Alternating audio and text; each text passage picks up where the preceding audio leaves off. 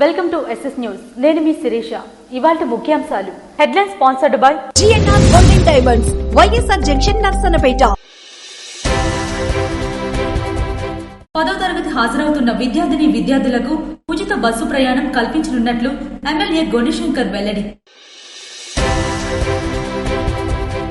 పంటకు అవసరమైన యూరియా అందించడంలోనూ విఫలమైన తెలుగుదేశం ప్రభుత్వం. మాజీ రెవెన్యూ మంత్రి ధర్మాన ప్రసాదరావు ఆరోపణ.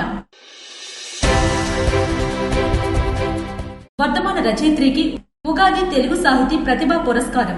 సాహిత్యంతో పాటు సమాజ సేవలోనూ తనదైన ముద్ర వేస్తూ నేటి యువతకు ఆదర్శంగా నిలుస్తున్న మహిళా పోలీస్ బమ్మడి అమోజీ.